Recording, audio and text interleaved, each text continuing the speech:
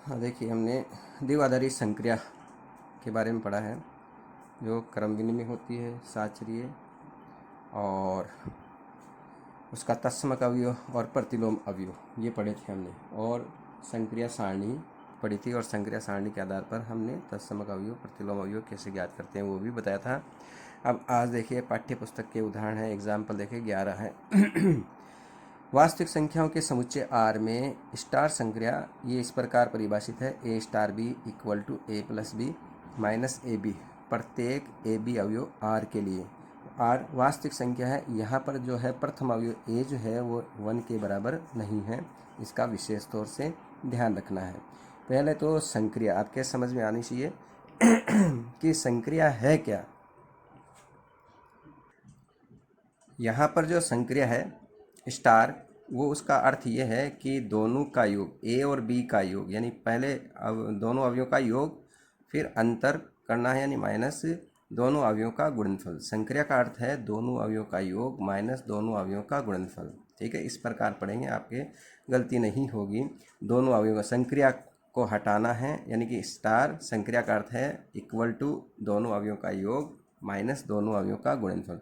अब आपको बताना है कि स्टार की क्रम विनिमयता तथा साचर्यता की जांच करना है, और स्टार का तत्समक अवयव यदि विद्यमान है तो ज्ञात करना है, और स्टार के सापेक्ष आर के व्युत्क्रमणीय अवयव को भी आपको ज्ञात करना है।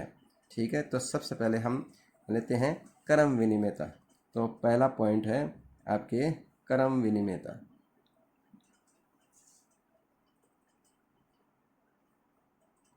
क्रम विनिमयता A star B equal to B star A होना चाहिए। तो ए स्टार बी है क्या? A star B equal to, यहाँ पर देखिए ए स्टार बी का मान है A plus B minus A B. अब हमें बी स्टार ए के बराबर सिद्ध करना है, तो ए प्लस बी को हम बी प्लस ए लिख सकते हैं, और ए गुणा बी को हम बी गुणा ए लिख सकते हैं, क्योंकि ए प्लस बी बराबर होता है बी प्लस ए, तथा ए बी का मान जो होता है वो बी ए के बराबर होता है। यानी योग क्रम विनिमय संक्रिया है और गुणा भी क्रम विनिमय संक्रिया। तो ए प्लस बी को बी प्लस ए लिख सकते हैं, ए बी को बी, तो ए प्लस बी को बी प्लस ए और ए बी को बी ए। तो ये हुआ आपका प्रथम अवयव बी, दूसरा अवयव ए, तो बी स्टार ए के बराबर हुआ। ठीक है, प्रथम अवयव प्लस देखो संक्रिया का अर्थ क्या है? प्रथम अवयव प्लस दूसरा अवयव माइनस प्रथम अवयव दूसरा अवयव। अब यहाँ पर प्रथम अवयव बी हो गया और दूसरा अवयव ए हुआ, तो ये बी स्टार ए बना। ठीक है, कि प्रथम अवयव का दूसरे अवयव से योग और प्रथम अवयव का दूसरे से अवयव से गुणनफल, तो बी स्टार ए के बराबर है। तो इस प्रकार हमने ये सिद्ध कर दिया कि स्टार क्रम विनिमय संक्रिया है, क्रम विनिमय संक्रिया है। ठीक है, ये किन अवयव के लिए है? प्रत्येक ए बी अवयव आर के लिए है। ठीक है, ये हमने जो सिद्ध किया है किसी ए बी अवयव आर के लिए ए स्टार बी बी स्टार ए के बराबर है। अब हम सिद्ध करेंगे साचर्यता। तो साचर्यता सत्यापित करेंगे। ठीक है, साचर्यता में 3 अवयव, ठीक है, ए बी सी। तो यानी ए बी सी अवयव आर के लिए, या आप एक्स वाई जेड भी ले सकते हो, कोई 3 अवयव लेने हैं आपको, ए बी सी। तो सबसे पहले हम ज्ञात करते हैं ए स्टार बी, कोष्टक में स्टार सी का मान ज्ञात करते हैं। ठीक है, तो 3 अवयव, प्रथम 2 पर कोष्टक और तीसरे से संक्रिया। फिर हम ज्ञात करेंगे बी स्टार सी, ज्ञात करने के पश्चात ए से संक्रिया, यानी कि बी स्टार सी पर कोष्टक ए स्टार बार। तो सबसे पहले ए स्टार बी का अर्थ क्या है? ए स्टार बी का मान। ठीक है, तो यह साचर्यता हम ज्ञात करेंगे ए बी सी अवयव आर के लिए। पहले ये ज्ञात करेंगे हम ए स्टार बी स्टार सी का मान। तो ए स्टार बी का अर्थ क्या है? वही दोनों अवयवों का योग माइनस दोनों अवयवों का गुणनफल। तो ए स्टार बी का मान रख दो सबसे पहले कि A plus B minus A B. ठीक है, इस कोष्टक का ये मान हो गया A plus B minus A B star C. अब यहाँ थोड़ा ध्यान रखना है, अब ये प्रथम अवयव हुआ, ये पूरा कोष्टक की जो राशि है ये प्रथम अवयव और सी दूसरा अवयव, स्टार यहाँ पर लगाया, तो ये प्रथम अवयव ये दूसरा अवयव। संक्रिया का अर्थ क्या है? इन दोनों का योग, तो इन दोनों का योग कर दो, A plus B minus A B plus C, इन दोनों का योग माइनस इन दोनों का गुणनफल, A plus B minus A B को सी से गुणा करेंगे। ठीक है, ये पहला अवयव प्लस सी दूसरा अवयव माइनस पहला अवयव इंटू दूसरा। स्टार का अर्थ है दोनों का योग माइनस दोनों का गुणनफल। अब इसको थोड़ा सा व्यवस्थित क्रम में लिख सकते हैं, ए प्लस बी और ये प्लस सी और ये माइनस ए बी, और ये सी से गुणा करेंगे तो minus A C minus B C और प्लस ए बी सी। ये हुआ समीकरण नंबर 1। ठीक है, A plus B plus C minus A B minus इसको सी से गुणा करेंगे तो क्या आएगा, minus A C minus B C, और ये माइनस गुणा माइनस क्या हुआ प्लस, और ए बी को सी से गुणा करेंगे ए बी सी। तो ये समीकरण नंबर 1। अब हम ज्ञात करते हैं ए स्टार बाहर और बी स्टार सी, इसका मान ज्ञात करते हैं। दोनों बराबर होंगे तो आचर्य नियम सत्यापित हो जाएगा। तो पहले बी स्टार सी का मान ज्ञात करेंगे, ए स्टार बाहर, पहले कोष्टक को हल करेंगे तो संक्रिया का अर्थ क्या है, दोनों का योग, तो ये हुआ दोनों का योग बी प्लस सी माइनस दोनों का गुणनफल। संक्रिया का अर्थ है इन दोनों अवयवों का योग, प्रथम प्लस दूसरा अवयव माइनस प्रथम इंटू दूसरा अवयव। तो ये संक्रिया का अर्थ है, ये बी स्टार सी का मान हुआ। अब प्रथम अवयव ये ए है, दूसरा अवयव ये कोष्टक है। तो फिर से संक्रिया का अर्थ लिखो कि प्रथम अवयव प्लस ये दूसरा अवयव और माइनस इन दोनों का गुणनफल प्रथम अवयव इंटू ये दूसरा अवयव, दूसरा अवयव ये पूरा कोष्टक, ये पूरे कोष्टक में जो राशि है वो दूसरा सेकंड अवयव है, तो ये प्रथम अवयव का दूसरे अवयव से गुणनफल। अब सरल करके लिख देते हैं, तो ये हुआ A plus B plus C minus B C minus A B minus A C, और ये माइनस माइनस हुआ प्लस ए बी सी। ये समीकरण नंबर हुआ 2। ठीक है, ये समीकरण नंबर आपका 2 हुआ। अब समीकरण 1 और 2 को देखो, ए प्लस सी आ रहा है, A plus C minus A B आ रहा है, माइनस ए सी आ रहा है, माइनस बी सी ये माइनस बी सी और प्लस ए बी सी, यानी कि समीकरण 1 और 2 से दोनों क्या है, इक्विवेलेंट है। तो 1 और 2 से A star B star C equal to A star कोष्टक बी स्टार सी, दोनों बराबर हैं। समीकरण 1 और 2 से दोनों बराबर आ रहे हैं। इसके लिए प्रत्येक ए बी सी अवयव आर के लिए, अतः स्टार साचर्य है, साचर्य संक्रिया है। तो ये सत्यापित हुआ। ठीक है, साचर्य में 3 अवयव लेते हैं, ए बी सी, मध्य में स्टार लगा दो, प्रथम 2 पर कोष्टक अंतिम पर नहीं, या अंतिम 2 पर कोष्टक प्रथम पर नहीं, ये दोनों क्या होने चाहिए, बराबर होने चाहिए। तो बराबर आ रहे हैं, ये साचर्य संक्रिया है। अब सेकंड प्रश्न है हमारा, क्या, यदि तत्समक अवयव विद्यमान है तो ज्ञात करो। तो हम हेडिंग डाल लेते हैं तत्समक अवयव। तो तत्समक अवयव ज्ञात करने के लिए मान लेते हैं, माना तत्समक अवयव ई है, माना तत्समक अवयव ई है। तो परिभाषा से क्या होगा, ए स्टार ई और ई स्टार ए इक्वल टू ए होना चाहिए प्रत्येक ए अवयव आर के लिए। समुच्चय आर में दिया गया है तो प्रत्येक ए अवयव आर के लिए ये परिभाषा है। अब ए स्टार ई ए के बराबर है, तो अब हम लिखते हैं चूँकि ए स्टार ई इक्वल टू ए के बराबर है, तो इम्प्लाइज दैट संक्रिया का अर्थ लिखो कि दोनों अवयवों का योग माइनस दोनों अवयवों का गुणनफल। ठीक है, ए स्टार ई का अर्थ लिख दिया हमने, इन दोनों का योग कर दिया ए प्लस ई माइनस इन दोनों का गुणनफल ए गुणा ई। अब हमें ई का मान निकालना, तो देखो ए को इधर पक्षांतर करेंगे तो ये ए तो कैंसिल आउट हो गया, इन दोनों में ई कॉमन, तो ये आएगा 1 माइनस ए और इक्वल टू 0। ठीक है, ये ए माइनस ए 0 हो गया इधर, और इधर दोनों ई कॉमन 1 माइनस ए। अब इन दोनों का गुणनफल 0 है, यानी कि या तो ये 0 होगा या ये 0 होगा, लेकिन ये 0 नहीं है। क्यों नहीं है, क्योंकि आपको दिया गया है कि प्रथम अवयव ए जो है वो नॉट इक्वल टू 1 है। ए का मान 1 नहीं है, अर्थात 1 माइनस ए जीरो नहीं है। इसको इधर पक्षांतर करो, 1 माइनस ए जीरो के बराबर नहीं है। तो यहाँ पर ए का मान 1 नहीं है, क्योंकि ए का मान 1 होता है तो ये शून्य हो जाता है। तो ए बराबर 1 नहीं है, आपको दिया गया है। तो क्या हुआ, ई का मान 0, और 0 किसका अवयव है, आर का।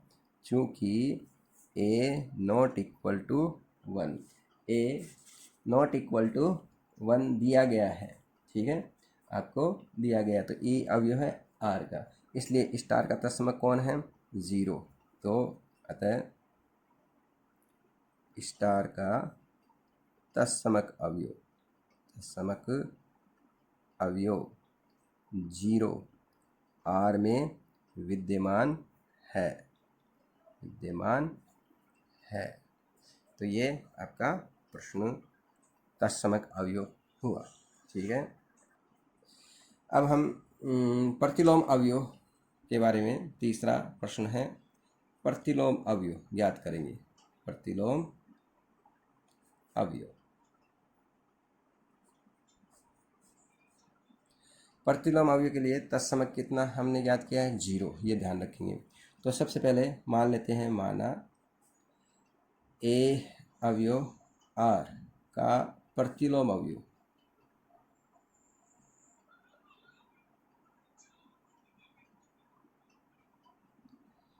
प्रतिलोम अवयव बी है।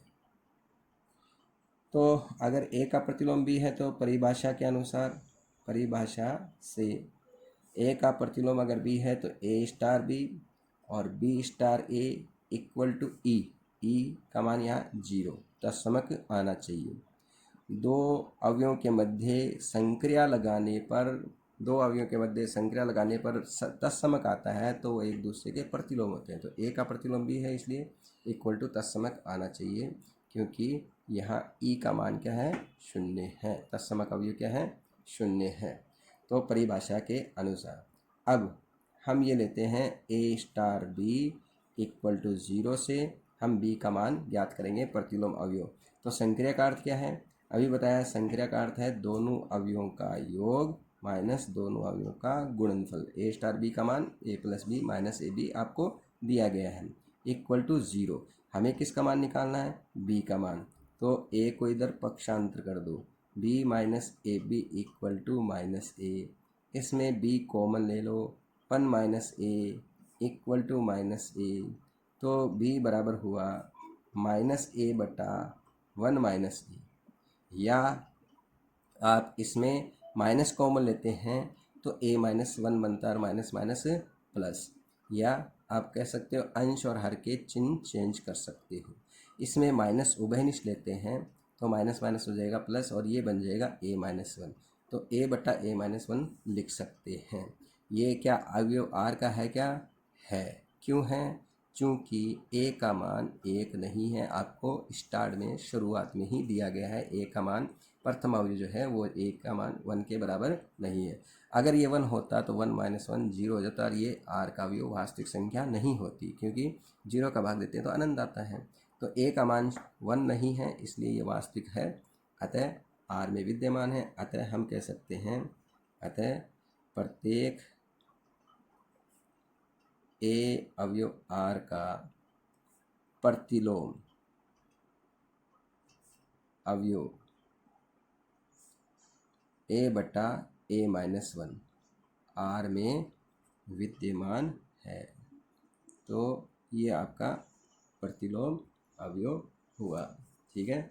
अतः ए अवयव आर क्या है, व्युत्क्रमणीय अवयव भी ज्ञात करना। तो ए अवयव आर जहाँ ए बराबर नहीं है 1, व्युत्क्रमणीय अवयव है, व्युत्क्रमणीय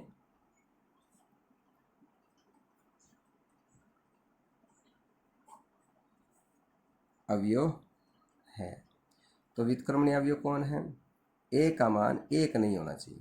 ए का मान अगर 1 है तो वो व्युत्क्रमणीय नहीं है, यानी 1 जो है वो व्युत्क्रमणीय है, बाकी सब वास्तविक संख्याएं। ए अवयव आर मतलब वास्तविक संख्या जितनी भी है जो आर में विद्यमान है और ए का मान एक नहीं होना चाहिए। ए का मान एक, यानी एक के अतिरिक्त सभी के सभी व्युत्क्रमणीय अवयव हैं। तो ये प्रश्न हुआ। हाँ देखिए एग्जाम्पल नंबर 12 देखिए, यदि एस कोई समुच्चय दिया गया है जिसमें ए कोमा बी कर्मित युग्म का कोई एक अवयव, ये एस का अवयव है, यानी एस में कर्मित युग्म के रूप में अवयव हैं इस छोटा कोष्ठक ए बी के रूप में। ठीक है, जैसे हमने एग्जाम्पल 11 पढ़ा था उसमें सिंगल अवयव थे, यहाँ पर कर्मित युग्म के रूप में है समुच्चय एस के अवयव, जहाँ ए आर का अवयव है और बी आर का अवयव है। और ये ध्यान रहे प्रथम अवयव ए जो है वो शून्य नहीं है, यानी कि इस प्रकार पहला अवयव ए में एस का एक अवयव ए बी ले सकते हैं, दूसरा अवयव हम सी डी ले सकते हैं।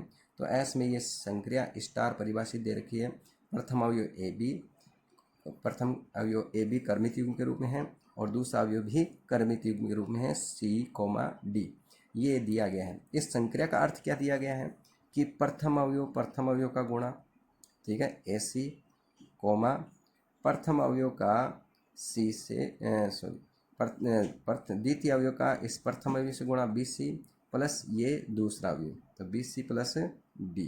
तो यहाँ पर थोड़ा सा ध्यान रहे, संक्रिया का अर्थ क्या अर्थ है कि प्रथम अवयव का गुणनफल ए सी कोमा दूसरा इसका दूसरा अवयव और इसका प्रथम अवयव से गुणा प्लस ये डी, तो बी सी प्लस डी है। ठीक है, इसका सेकेंड अवयव जो है इक्वल टू में आ रहा है इसका सेकेंड अवयव इंटू इसका प्रथम अवयव बी सी और प्लस ये जो दूसरा अवयव इसका दूसरा अवयव जोड़ा गया है, ये संक्रिया का अर्थ है। हम बताएंगे ये क्रम विनिमेयता, साचर्यता की जांच करेंगे, तत्समक अवयव और व्युत्क्रमणीय अवयव और उसका प्रतिलोम अवयव भी ज्ञात करेंगे। तो सबसे पहले हम क्रम विनिमेयता देखेंगे। तो क्रम विनिमय में दो अवयव लेते हैं, तो यहाँ पर ध्यान रहे सिंगल अवयव नहीं है, कर्मित युग्म के रूप में अवयव है। ये प्रथम अवयव ए बी लिया हमने और दूसरा अवयव सी डी, ये एस के दो अवयव हैं, कर्मित युग्म के रूप में हैं समुच्चय के, तो कर्मित युग्म के रूप में ही लेना पड़ेगा। अब सबसे पहले हम A B star C D ज्ञात करते हैं और उसके पश्चात C D star A B ज्ञात करेंगे, दोनों बराबर होना चाहिए। A B star C D और सी डी को इधर लाएंगे, फिर ए बी को C D star A B ज्ञात करेंगे। तो सबसे पहले A B star C D का अर्थ क्या है, ये है आपके A C comma B C plus D आपको दिया गया है। ठीक है, A B star C D का अर्थ दिया गया है A C comma B C plus D, ये आपको दिया गया है। अब ये समीकरण नंबर 1। अब हम ज्ञात करते हैं C D star A B का मान ज्ञात करते हैं, तो क्या आएगा, संक्रिया का अर्थ क्या है, प्रथम अवयव का प्रथम अवयव से गुणा, तो सी गुणा ए। चलो अब इसका सेकेंड अवयव डी का इससे गुणा ए से डी ए और प्लस बी। समझे, देखो संक्रिया का अर्थ क्या है, प्रथम अवयव का गुणनफल कोमा इसका सेकेंड अवयव का प्रथम से गुणा प्लस ये दूसरा अवयव। तो देखो पहला अवयव गुणनफल कर दिया, ये प्रथम अवयव हुआ। अब इसका सेकेंड अवयव कैसे निकाला, इसका सेकेंड अवयव और इससे गुणा डी ए प्लस बी। तो देखो ये 1 और 2 से देखें आप, ये ए सी ए तो बराबर है लेकिन बी सी डी ए के बराबर नहीं है और न डी बी के बराबर है, यानी दूसरा अवयव बराबर नहीं। कर्मित युग्म, दो कर्मित युग्म बराबर तब होते हैं तब प्रथम अवयव के बराबर हो, दूसरा अवयव दूसरे अवयव के बराबर हो। तो 1 और 2 से स्पष्ट है कि ये दोनों बराबर नहीं हैं, तो हम कह सकते हैं कि ये दोनों तुल्य नहीं हैं। तो 1 और 2 से हमने ये पाया कि A comma B star C comma D equal to नहीं है, ये दोनों बराबर नहीं हैं, C D star A B के बराबर नहीं हैं। अतः हमने ये लिख सकते हैं स्टार क्रम विनिमय संक्रिया नहीं है, क्रम विनिमय संक्रिया नहीं है। ठीक है, समझ में आया। A B star C D, यहाँ पर ध्यान रहे कर्मित युग्म के रूप में, ए स्टार बी वो नहीं दिया है, यहाँ पर एक अवयव है ए कोमा बी यानी कि कर्मित युग्म, दूसरा अवयव है सी डी के, तो यानी कर्मित युग्म के रूप में है। तो इक्वल टू में जो भी अवयव हैं वो भी देखो कर्मित युग्म के रूप में ही आ रहे हैं, यानी कि छोटा कोष्ठक प्रथम अवयव है, ये दूसरा अवयव है। ठीक है, तो क्रम विनिमय संक्रिया नहीं है क्योंकि ये दोनों बराबर नहीं आ रहे हैं। अतः हम कह सकते हैं समीकरण 1 और 2 से ये दोनों बराबर नहीं है, अतः स्टार क्रमविल में संक्रिया नहीं है। ठीक है। अब साचिरता के लिए हम 3 अवयव लेंगे। तो पहला अवयव लिया हमने ए कोमा बी, दूसरा अवयव सी डी, तीसरा अवयव ई एफ, अवयव है एस। एस के अवयव जो है कर्मित युग्म के रूप में है, तो कर्मित युग्म के रूप में पहला अवयव, ये दूसरा अवयव, ये तीसरा अवयव लिया। अब इसको साचिर सिद्ध करना पड़ेगा, तो इन दोनों को संक्रिया करके यानी कि कोष्टक में और स्टार ई एफ का मान निकालेंगे और फिर हम ज्ञात करेंगे इन दोनों की संक्रिया पहले लगाकर फिर इसका मान ज्ञात करेंगे। तो सबसे पहले हम ये ज्ञात करते हैं, ए प्रथम अवयव और स्टार दूसरा अवयव का हल करते हैं, फिर तीसरे अवयव पर संक्रिया लगाएंगे। तो A B star C D का अर्थ आपको दिया गया है, क्या है, प्रथम अवयव का प्रथम अवयव से गुणा, कोमा प्रथम अवयव का दूसरे से गुणा, बी सी और प्लस इसका सेकंड अवयव। ठीक है, ये प्रथम तो गुणा या प्रथम अवयव। सेकंड अवयव पर थोड़ा ध्यान देना। दूसरा जब इसका अवयव निकालते हैं हम तो ये आएगा पर इसका दूसरा अवयव का सी से गुणा, बी सी प्लस डी आ रहा है। ठीक है, तो ये आ गया आपका, ये कोष्टक हल हुआ। स्टार ई एफ ऐसे कैसे लिख दो। अब ये हुआ आपका, ध्यान देना, ये प्रथम अवयव है, ये सेकंड अवयव है, ये प्रथम अवयव, ये सेकंड अवयव। संक्रिया अब लगा है इस पर। तो संक्रिया का अर्थ क्या है कि प्रथम का प्रथम से गुणा, तो ए सी का ई से गुणा क्या हुआ, ए सी ई, कॉमा अब इसका सेकंड अवयव का इससे गुणा, तो बी सी प्लस डी का ई से गुणा और प्लस एफ। ये हुआ संक्रिया का अर्थ, प्रथम का प्रथम से गुणा, ये तो हुआ ए सी का ई से गुणा। चलो अब सेकंड जब अवयव निकालते हैं तो ये सेकंड अवयव का इससे गुणा प्लस एफ, तो बी सी प्लस डी का ई से गुणा प्लस एफ। तो यहाँ थोड़ा सा इसको हल कर लेते हैं, ए सी ई और ये ई से गुणा करेंगे तो क्या आएगा, B C E plus D E plus F. ये समीकरण नंबर 3, ये समीकरण नंबर हुआ आपका 3। अब हम ज्ञात करते हैं ए कोमा बी, ये प्रथम अवयव को बाहर रखते हैं और B C star C D पहले हम ये ज्ञात करेंगे। यहाँ पर प्रथम 2 प्रकोष्ठक बाहर रखा तीसरे अवयव को, यहाँ पर प्रथम अवयव को बाहर और ये अंतिम 2 पर पहले संख्या लगाएंगे।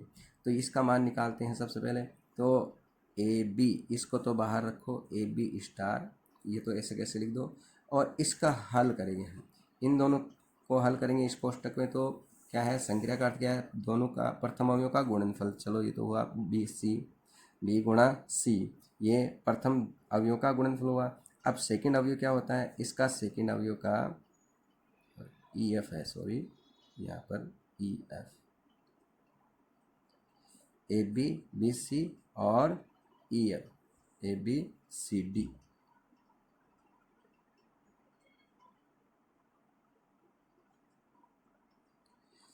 ए बी प्रथम अवयव, स्टार सी डी दूसरा अवयव और ई एफ। ठीक है, A B C D E F, ये ध्यान रखेंगे। ए बी ये दूसरा अवयव, सी डी ई एफ। तो पहले इन दोनों को हल करते हैं। ए बी को तो बाहर रख दिया स्टार, अब सी को ई से गुणा करेंगे हम, तो ये आएगा सी गुणा ई, सी का ई से गुणा, प्रथम अवयव का प्रथम से गुणा, इन दोनों को हल करते हैं। प्रथम अवयव का प्रथम अवयव से गुणा, कोमा अब ये सेकंड अवयव का ई से गुणा डी ई और प्लस एफ। ठीक है, इस कोष्टक को हल किया, प्रथम अवयव का गुणनफल, कोमा ये सेकंड अवयव का ई से गुणा प्लस ये एफ। ठीक है, तो इस प्रकार से ये प्राप्त हुआ। अब ये हुआ प्रथम अवयव, ये सेकंड अवयव, ये प्रथम अवयव, ये सेकंड अवयव।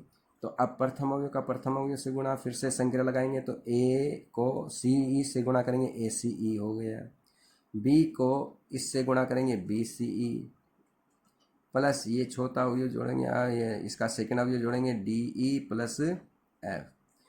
प्रथम अवयव का प्रथम अवयव से गुणा, ए सी ई हुआ, कोमा अब इसका सेकंड अवयव बी का सी ई से गुणा, बी सी ई प्लस ये डी ई प्लस एफ जोड़ेंगे हम, तो ये समीकरण नंबर हुआ 4।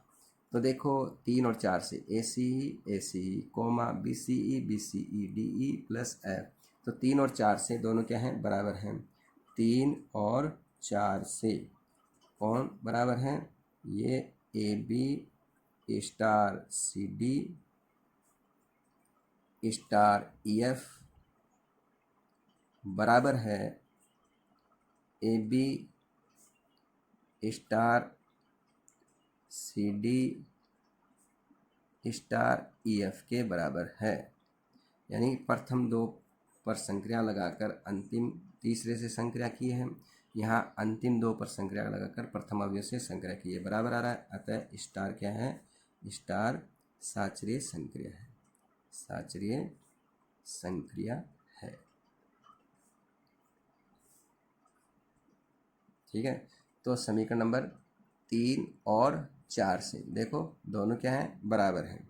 तो दोनों बराबर हैं तो ये और ये दोनों क्या हुए? इक्वलेंट। तो लिखा है A B star C D star E F, और ए बी स्टार ये अंतिम दो प्रकोष्ठक है, C D star E F बराबर हैं। ये प्रथम दो प्रकोष्ठक स्टार ई एफ, ये अंतिम दो प्रकोष्ठक और स्टार ये प्रथम अवयव से संक्रिया की है, बराबर है। अतः स्टार क्या है? साचरीय संक्रिया है। अब हम ज्ञात करते हैं, तो अब हम तत्समक अवयव ज्ञात करेंगे। सेकंड प्रश्न, तो इसके लिए देखो सारे अवयव एस के जो हैं वो कर्मित युग्म के रूप में है, तो तत्समक अवयव भी कर्मित युग्म के रूप में होगा। तो मान लिया तत्समक अवयव एक्स वाई है, एक्स वाई है तो परिभाषा से क्या है? अगर एक्स वाई तत्समक है तो किसी अवयव ए बी के लिए A B star X Y और X Y star A B equal to क्या होना चाहिए? ए बी के बराबर आना चाहिए। ए स्टार ई स्टार ए बराबर ए आना चाहिए। तो ए वहाँ पर प्रथम यानी परिभाषा में ए नहीं है, अवयव अब एक कर्मित युग्म के रूप में है, तो ए के स्थान पे ए बी हुआ। ई के स्थान पे क्योंकि तत्समक अवयव भी कर्मित युग्म के रूप में होंगे सारे के सारे अवयव, तो इसलिए एक्स वाई मान लिया हमने प्रथम और दूसरा, यानी एक्स और वाई का मान आपको ज्ञात करना पड़ेगा। तो इसलिए हम इसको ए बी के बराबर ले लेते हैं, तो और एक्स वाई का मान ज्ञात करेंगे। अब A B star X Y जो है वो किसके बराबर है? ए बी के तुल्य है। इससे हम एक्स वाई का मान ज्ञात करेंगे। तो संक्रिया का अर्थ क्या है? संक्रिया का अर्थ है प्रथम दोनों अवयव का गुणनफल ए गुणा एक्स, प्रथम का प्रथम से गुणा, प्रथम अवयव का प्रथम अवयव से गुणा, कोमा दूसरा अवयव का इस प्रथम से गुणा प्लस ये दूसरा अवयव वाई और ए बी। तो इस संक्रिया का अर्थ ये हुआ प्रथम अवयव का प्रथम से गुणा, दूसरे अवयव का प्रथम से गुणा प्लस वाई। अब ये भी कर्मित युग्म, ये भी कर्मित युग्म। आपको 11th में बताया गया है दो कर्मित युग्म अगर बराबर होते हैं तो प्रथम अवयव के बराबर है, यानी ए एक्स ए के बराबर है, तथा दूसरा अवयव ये है जो बी के बराबर है, B X plus Y equal to B. तो देखो यहाँ से ए का भाग लगाते हैं, तो ए का भाग लगाने पर ये किसके बराबर हो जाएगा?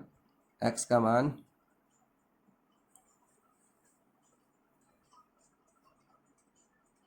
किसके बराबर? 1 के बराबर। ए का भाग लगा सकते हैं, ठीक है। तो यहाँ पर चूंकि आपको शुरू में दिया गया था कि ए नॉट इक्वल टू 0, चूँकि ए 0 के बराबर नहीं है और जो 0 नहीं होता है उसका भाग लगाया जा सकता है। अगर ए 0 होता तो इसका भाग हम नहीं दे सकते थे।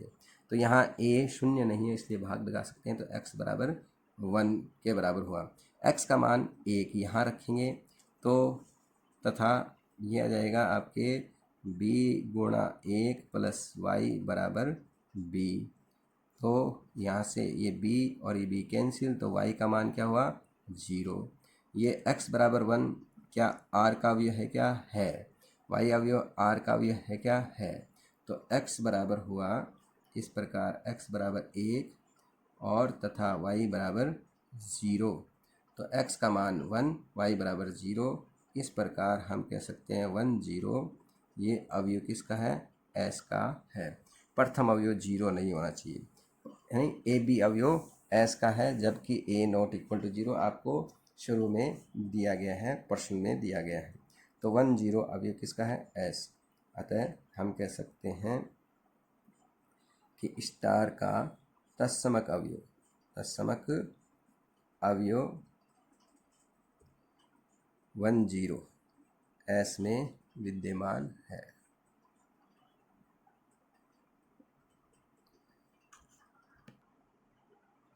अब व्युत्क्रमणीय एवं प्रतिलोम अवयव हम ज्ञात करेंगे। तो इसके लिए माना ए बी अवयव s यानी कर्मित युग्म के रूप में है, कोई भी अवयव उसका प्रतिलोम भी कर्मित युग्म के रूप में होगा। तो माना ए बी अवयव s का प्रतिलोम अवयव प्रतिलोम अवयव कौन है? एक्स वाई है। तो परिभाषा से क्या होगा कि अगर ये दोनों प्रतिलोम है तो इनके मध्य संक्रिया लगाने पर क्या आना चाहिए? तत्समक आना चाहिए। तो A B star X Y और X Y star A B का मान किसके बराबर? तत्समक हमने क्या निकाला था? 10 निकाला था। ठीक है, ये तत्समक अवयव होना चाहिए। ठीक है, जो किसके बराबर है? ई के तुल्य है। तो परिभाषा के अनुसार A B star X Y और X Y star A B दो अगर एक दूसरे के प्रतिलोम होते हैं तो संक्रिया लगाने पर तत्समक आना चाहिए। तो 10 तत्समक। अब किन्हीं दो से हम एक्स वाई का मान ज्ञात करेंगे। A B star X Y, जैसे हमने तत्समक के लिए एक्स वाई का मान निकाला था, सेम वैसे ही प्रतिलोम के लिए अब यहाँ पर अब तत्समक नहीं है ये, अब हमने प्रतिलोम माना तो एक्स और वाई का जो मान आएगा वो प्रतिलोम अवयव के का मान प्राप्त हो जाएगा। तो अब हम लेते हैं A B star X Y को 10 के बराबर लेते हैं, इसी से हम एक्स और वाई का मान निकालेंगे। तो संक्रिया का अर्थ फिर से लिखेंगे तो प्रथम अवयव का गुणनफल ए गुणा एक्स और इसका सेकंड अवयव बी गुणा एक्स प्लस वाई, और ये किसके बराबर है? 10 के। अभी मैंने बताया था दो कर्मित युग्म अगर बराबर होते हैं तो ये प्रथम अवयव के बराबर यानी ए एक्स किसके बराबर? 1 के बराबर, तथा बी एक्स प्लस वाई ये सेकंड अवयव है, ये इसका सेकंड अवयव 0 के बराबर। ठीक है, ये भी कर्मित युग्म के रूप में है, ये भी दो कर्मित युग्म जब बराबर होते हैं तो प्रथम अवयव के बराबर और इसका सेकंड अवयव इसके सेकंड अवयव के बराबर। तो ये ए एक्स का मान 1 और बी एक्स प्लस वाई का मान 0। हमें एक्स का मान चाहिए तो एक्स बराबर 1/a। क्या आर का अवयव है? क्या है? क्यों है? चूँकि a नॉट इक्वल टू 0 आपको दिया गया है। अब ये x का मान यहाँ पर रखेंगे तो ये हो गया b/a plus Y equal to 0। इस प्रकार ये x बराबर 1/a तथा y बराबर हो गया माइनस b/a। ये भी r का अवयव है और ये भी r का अवयव है। ठीक है, चूँकि a not equal to 0, a का मान 0 नहीं है इसलिए ये वास्तविक है, ये भी वास्तविक है। अतः एक्स वाई यानी x का मान तो 1/a, अतः ए बी का प्रतिलोम अवयव कौन हुआ? प्रतिलोम अवयव हमने एक्स वाई माना था, x का तो मान हुआ 1/a कोमा y का मान हुआ माइनस b/a। किस में विद्यमान है? s में। अतः हमने ये x का मान ए एक्स बराबर 1 तो x बराबर 1/a ज्ञात किया तथा बी एक्स प्लस वाई बराबर 0। इससे ठीक है, x का मान रखा हमने 1/a, ये 1/a तो ये b/a बनेगा प्लस y बराबर 0। तो इससे x का मान हो गया 1/a, ये r का भी है क्योंकि a नॉट इक्वल टू 0 दिया गया है। y का मान जो होगा इधर पक्षांतर करने पर माइनस b/a, ये भी r का भी है। अब हमने जो ए बी का प्रतिलोम माना था एक्स वाई, तो x का मान 1/a और y का मान माइनस b/a, ये भी r का अवयव, ये r का अवयव, तो ये क्या है? s का अवयव है, तो s में विद्यमान है। तो इस प्रकार हमने लिखा कि 1/a माइनस ये s में विद्यमान है, तो ये प्रतिलोम अवयव हो गया। तो ए बी क्या है? व्युत्क्रमणीय अवयव है और जिसका प्रतिलोम हुआ 1/a माइनस b/a। ये आपका प्रश्न हुआ कंप्लीट। हाँ देखिए, अब एग्जाम्पल नंबर 13 देखिए। यदि S कोई समुच्चय है जिसमें 4 अवयव हैं A B C D, ये भी देखो कैपिटल अक्षरों में है इसलिए ये भी क्या है? समुच्चय ही है। S जो है वो समुच्चयों का समुच्चय है, तो 4 अवयव जो हैं वो समुच्चय के रूप में, जहाँ समुच्चय A क्या है? फाई है, रिक्त समुच्चय है। B क्या है? इसमें 2 अवयव हैं A B, C A C और D में 3 अवयव हैं। तो समुच्चय S क्या है? 4 समुच्चयों का एक समुच्चय बनाया गया है।